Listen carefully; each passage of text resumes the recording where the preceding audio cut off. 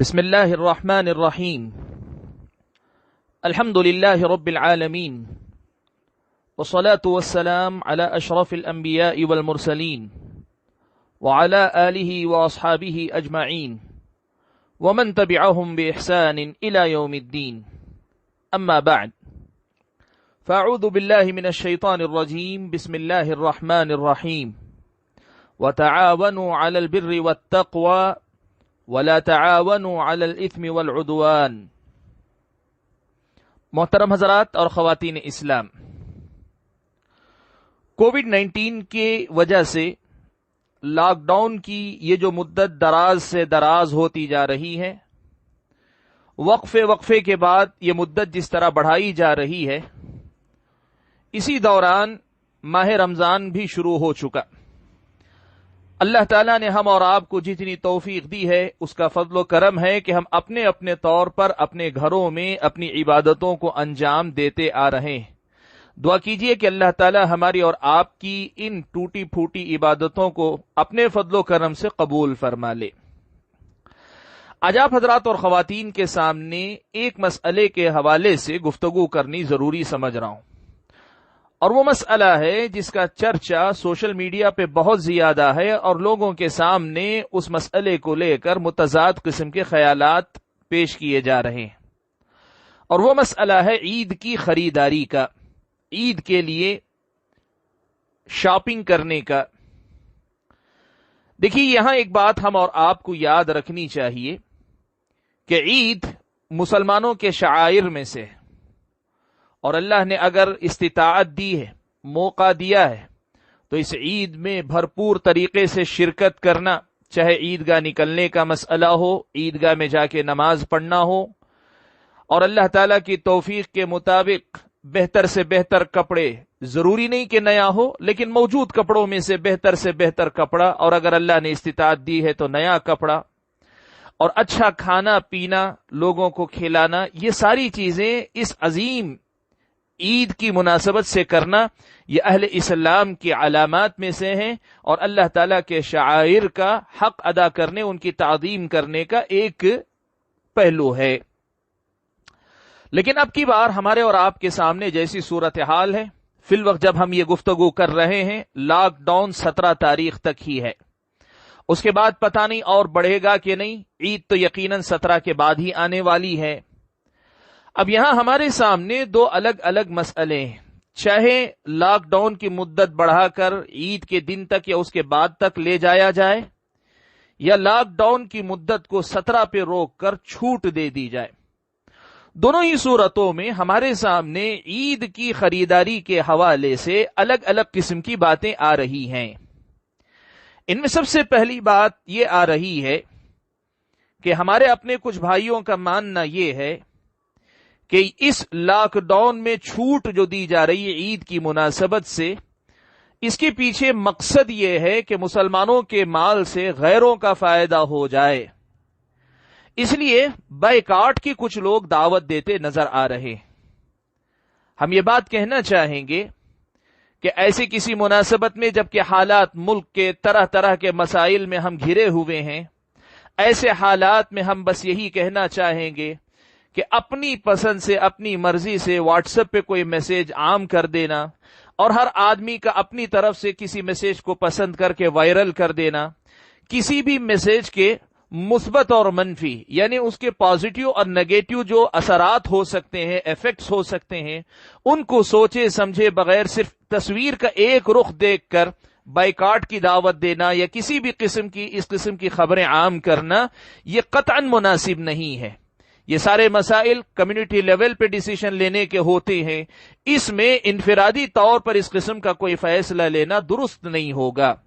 دوسری طرف یہ بات بھی ہم بتانا چاہیں گے کہ آپ اس پہلو سے بھی دیکھیں کہ آج آپ بائیکاٹ کرنے کی بات کر رہے ہیں، کہیں ایسا تو نہیں کہ یہ وہی کام ہے جو دوسرے چاہتے ہیں کہ مسلم کمیونٹی بقیہ ملک کی کمیونٹی سے جدا ہو جائے۔ یہ چاہنے والے شرپسند چند ہیں، جبکہ یہاں کی عوام کی ایک بڑی تعداد آج بھی آپ کے ساتھ کھڑی ہوئی ہے۔ بائیکاٹ کی اس دعوت سے کہیں ہم اور آپ ان کو تو طاقت نہیں پہنچا رہے ہیں، اس پہلو سے بھی مسئلے پر غور کرنے کی ضرورت ہے۔ اور ایک پہلو یہ بھی آپ کے سامنے لانا چاہوں گا کہ ملک کے طول و عرض میں صوبوں کے اعتبار سے، علاقوں اور شہروں کے اعتبار سے مختلف قسم کی تجارتوں پر مختلف برادریوں کا قبضہ ہے. کئی جگہ پر یہی تجارت بہت سارے مسلمانوں کی روزی روٹی کا بھی ذریعہ ہے. آپ کی اس قسم کے بائیکاٹ کی دعوت سے وہ بھی متاثر ہوں گے. اس لیے ہم یہ بات کہنا چاہتے ہیں کہ اس قسم کی کوئی دعوت دیتے ہوئے یا دینے سے پہلے یا بعد میں کوشش یہ کی جائے کہ سوشل میڈیا پہ ہر کوئی اپنی طرف سے آگے میسج دینے کے بجائے کمیونٹی لیول پر اس سلسلے میں کوئی کام ہو اور جو مناسب سمجھا جائے وہ اقدام کیا جائے. جس طرح ظالم قانون کے خلاف مسلمانوں نے اجتماعی شکل میں ایک آواز، ایک موقف اپنایا، ویسا کوئی معاملہ ہو تو ہو، ورنہ اس قسم کی آواز اللہ نہ کرے وقتی طور پہ فائدہ پہنچائے تو بھی بعد میں جا کے نقصان پہنچا سکتی ہے. ہم اس سلسلے میں آپ کو کوئی حتمی رائے نہیں دے رہے ہیں، لیکن یہ ضرور کہہ رہے ہیں کہ جس طرح کی جلد بازی اور واٹس ایپ پہ ادھر سے ادھر آڈیو اور ویڈیو کی شکل میں میسیجز پھیلائے جا رہے ہیں، اس کو دیکھ کر تشویش ہوتی ہے. ہم سماج کے ذمہ داروں سے اپیل کرتے ہیں کہ اس مسئلے پر وقت سے پہلے نظر رکھ کر قابو پانے کی کوشش کریں. دوسری بات جو اس حوالے سے کرنی ہے وہ یہ کہ بہت سارے حضرات یہ مشورہ دے رہے ہیں کہ لاک ڈاؤن اوپن ہو بھی جائے تو پھر مسلمانوں کو چاہیے کہ اب کی بار عید میں خریداری نہ کریں. کیوں نہ کریں؟ کہ اس لیے نہ کریں کہ اب لاک ڈاؤن کھلنے کے بعد مسلمان جب خریداری کے لیے نکلیں گے تو ہوگا یہ کہ بھیڑ بھاڑ ہوگی، اور یہ لوگ جو پہلے ہی سے جس کی اس مرض کے پھیلنے کے اسباب اس قدر زیادہ حکومت کی ابتدائی لاپرواہی اور خود برسر اقتدار طبقے سے جڑے وزراء اور مختلف صوبوں کے وزراء اعلیٰ کی طرف سے بد احتیاطی، کیا کچھ نہیں ہوا سب جانتے ہیں. لیکن اس سب کے باوجود یہ ظالمانہ روش اپنائی گئی کہ سارا الزام تبلیغی جماعت کے بعض حضرات کے سر مونڈ دیا گیا اور ان کے واسطے سے پوری مسلم قوم کو متہم کیا گیا.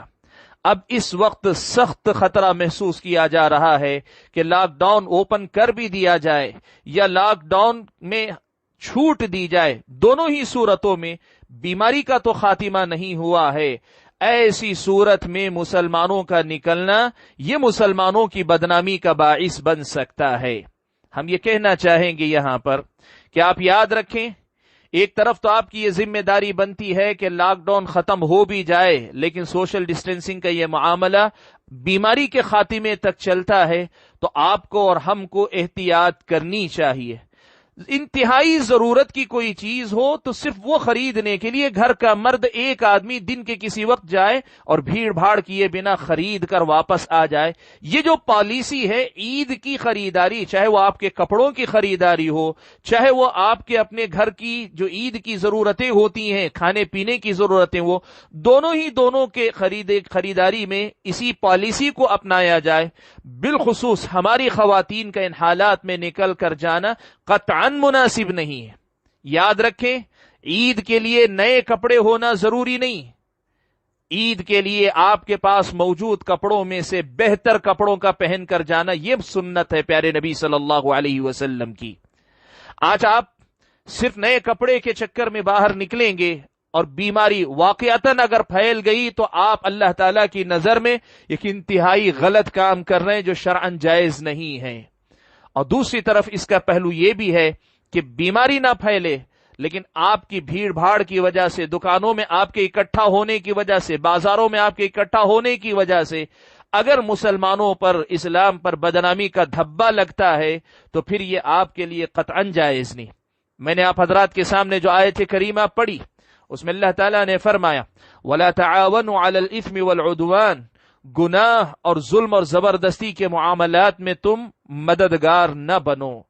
کچھ ظالم یہ ظلم کرنا چاہتے ہیں کہ مسلم کمیونٹی، مسلم سماج کو متہم کریں. اگر آپ میں سے کوئی ایسے کسی موقع پہ نکل کر جاتا ہے اور ان کی تائید کرنے کا سبب بن جاتا ہے تو وہ ایک طرح سے ظلم کی اس روش میں، ظلم کے اس رویے میں آپ اپنا حصہ دینے والے شمار کر لیے جائیں گے. اس لیے یہ احتیاط کریں. آپ جو خریداری کرنا چاہتے ہیں، دکانیں کھل بھی جائیں تو جو آج تک پالیسی آپ نے اپنائی ہے کہ گھر کا کوئی ایک مرد ذمہ دار جاتا ہے، گھر کی واجبی ضرورتیں خرید کر واپس لوٹ آتا ہے، اب کی بار ایک مثالی رمضان ایسا بھی آپ دکھائیں کہ ہم سماج کے سلسلے میں ایک ذمہ دار شہری. ہم ایک ذمہ دار شہری ہونے کا ثبوت دیں، قوم کے لیے بھی اور ہمارے اپنے پورے ملک کے عوام کے لیے بھی، سب کے لیے بھی اس بات کا ہم اور آپ خاص طور پہ خیال رکھیں۔ اس طرح آپ کو اپنی صحت کی بھی حفاظت کرنی ہے، اور دوسری طرف بدنامی جو آ سکتی ہے اس سے بھی احتیاط کرنے کی ضرورت ہے۔ ایک تیسری بات خریداری کے حوالے سے یہ بھی کہی جا رہی ہے کہ لاک ڈاؤن کی یہ مدت بعض حضرات کے مطابق دراز ہو سکتی ہے، یا اگر پوری طریقے سے اس کو لاک ڈاؤن کو ختم نہ بھی کیا جائے تو سلسلہ وار ختم کرتے کرتے ہو سکتا ہے بعض حضرات کا اندازہ 2 مہینے تک بھی جا سکتی ہے، بعد 3 مہینے تک، لوگوں کے اپنے اپنے اندازے ہیں۔ اس تناظر میں کچھ احباب کا مشورہ یہ ہے، کچھ لوگ یہ مشورہ دے رہے ہیں کہ عید کی خریداری میں پیسہ خوب خرچ کر دینے کے بعد کے دنوں میں پریشان ہونے سے بچا جائے، اس لیے اب کی بار خریداری نہ کر کے اپنے پاس موجود بہتر کپڑوں پہ گزارا کریں، اور آپ اپنا پیسہ بچا کر رکھیں کہ حالات کب تک نارمل ہوں گے اس کا اندازہ نہیں۔ ان کا یہ مشورہ بہت حد تک معقول ہے۔ آپ کے پاس استطاعت کتنی ہے اور آپ کے پاس مسائل کیا آ سکتے ہیں آپ کو اندازہ ہے، اپنا فیصلہ آپ لے سکتے ہیں، لیکن ہم اس پہلو کی طرف توجہ ضرور دلانا چاہیں گے کہ اس مناسبت سے نیا کپڑا پہننے اور نئے کپڑوں کی خریداری پہ جتنا آپ خرچ کر رہے ہیں اس سے زیادہ بہتر یہ ہے کہ اگر آپ کا یہی پیسہ آپ اگر ضرورت مندوں پر بھی خرچ کرنے کے لیے باقی رکھیں تو یہ بہتر ہے۔